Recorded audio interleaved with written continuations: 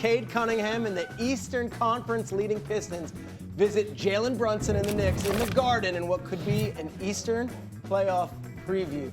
So far this season, Detroit has dominated the Knicks in their 2 previous matchups. Both games, Detroit won by at least 30 points, and in both games, the Knicks scored 90 points or fewer, which is the only 2 times they have failed to break 90 this entire year. The Knicks still are highly thought of, but according to Stephen A. Smith, if they lose this game tonight, that could all change. You cannot lose this game.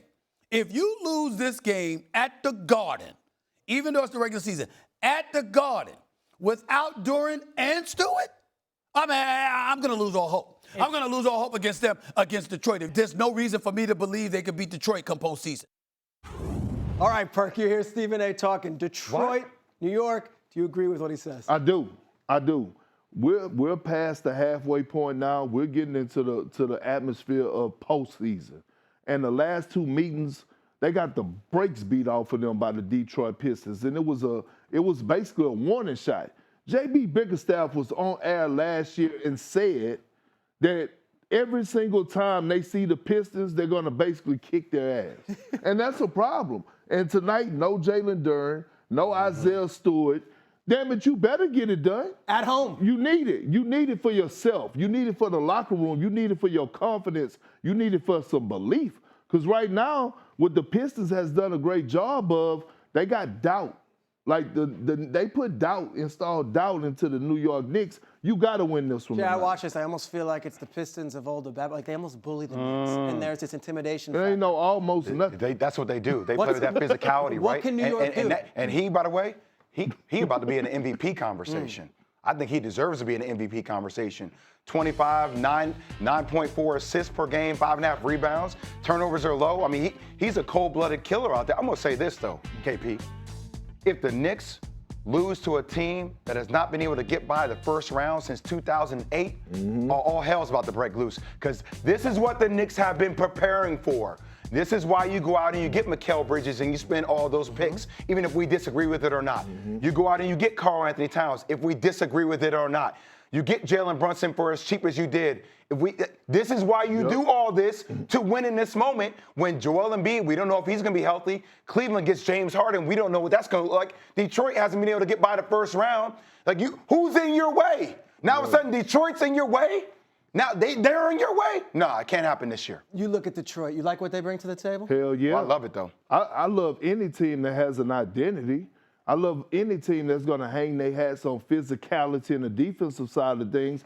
And again, it's not just those 2 monsters they got in the middle, right? It's the whole team collectively. Cade Cunningham is a 2-way player. But then when you look at their perimeter play, you look at Asua Thompson, you watch the young man Jenkins, you watching Hollins, all those guys are dogs. So whether they're making a missed shot, missing or making shots, they don't hang their hats on there. They hang their hats on, we're walking into your arena, we're going to be instigators, not retaliators, and we're going to be physical all across the board. And a fight go with that. A fight go with it. And guess what? When they come and ask us about the fight, yeah, that's who we are. Yeah. That's what JB said. That's yeah, that's his brother. That's his brother. And I love this. it. All-Star game. Not everyone was giving it. Cade Cunningham and Jalen Duran, those guys were treating it like Game 7 of championship the or bust for the Knicks. No doubt. Ooh. No doubt. Oh. All right. The Athletic did a poll at All-Star Weekend. This was great. They surveyed some of the best players in the game, All-Stars. And they asked, who is the NBA's top player right now? And based on the results of the vote, Nikola Jokic won out over SGA. Jokic has won 3 of the last 5 MVPs, while SGA, of course, won it last year. Jay, do you agree? Jokic, best player in the game. Yes. Now, look, stylistically, I love SGA. Obviously, I'm a 6'2" guard, right? And the way he plays, he's a smooth criminal, as my guy KP will probably allude to. But I will say this about Nikola Jokic. I was watching the game, I think it's about a month ago, where he had an off game. My man had like 28, 20, and like 9. Off game. And it was an off game for him. And he wasn't efficient from the field. I don't think it looks the same because he plays under the rim and it's not as sexy. But I think we are watching one of the most dominant players in the history of basketball, potentially one of the best bigs to ever play the game. People don't like to hear his name alongside Kareem Abdul-Jabbar and others, but I think at the end of the day, it will be there, and accolades and numbers will speak for itself. And look, it's your preference. Some people like to drink tequila. Some people like to drink Hennessy. At the end of the day, both of them get you drunk. Who's tequila and Hennessy? Which one's what? I'm more of a tequila guy, okay? I'm more of a tequila guy. I'm leaning more towards SGA. The things that he's doing is Jordan-esque. I'm not talking about his game, but I'm talking about how he's averaging 30 for about, the fourth straight season, 30 plus. But the field goal percentage, how efficient he is.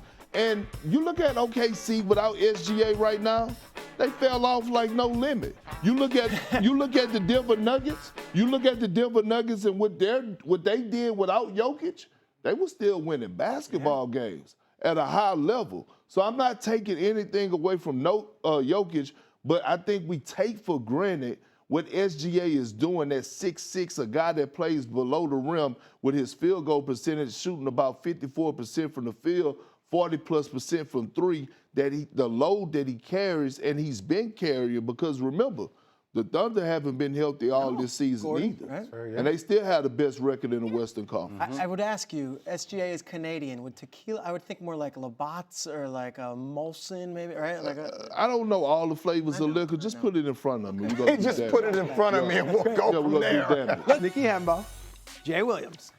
Which active player? Can I phone in a friend? Already? Can I phone in my boy? Come on, KP. Kendrick Perkins is being brought off the bench. Let's go. Championship player is going to help with a championship question. But wait a second. Come on, Jay, you got He's too big for this. No, he fits in. I'm right here. He fits right in. This is like, you know what I'm saying? This is like the different version of Twins, the movie. Okay. You know what I mean? Schwarzenegger and DeVito. Jay Will, what do you got? Not Thomas. We thinking KP. We thinking James. We thinking James. Oh, yeah, James Harden. James Harden. James Harden. 2018, 2019 season, James 36 points. That's what I thought it was, James Harden. H-Town. Good player, right? That's the wrong answer, guys. Joel Embiid put up 33 a game in 2020. Did he not? Did Wait, he played? Yeah, oh, okay. All right. Whoa. Hembo gets him. Oh, man. Okay. Guess what? That's a tricky Harden one. wasn't even in the top four. SGA, then Durant, then Westbrook. Harden is somewhere. What was So Harden? did not Harden win that season? What season? I just Russ- He making up stuff. This can't be right. I need a fact checker. We're Fact sticking- checker. Check me. Google. I just did. We're going to stay here with the Twins. The second half of the NBA season tips off tonight. With We've the got Twins. a beauty. Pistons versus Knicks at the Garden. Let's run the floor a little bit. Jay Will, we start with you. What's at stake in Pistons-Knicks in February? Look, I think it's a statement opportunity. Without Duran, without Stewart, this is a game just with the psyche of the New York Knicks. You got to win this game at home. You defend home court if you want to have any kind of psychological advantage or understand you can compete against the Pistons at the high level in the playoffs. We got another good game. Suns, who have been a surprising delight out west, versus the Spurs.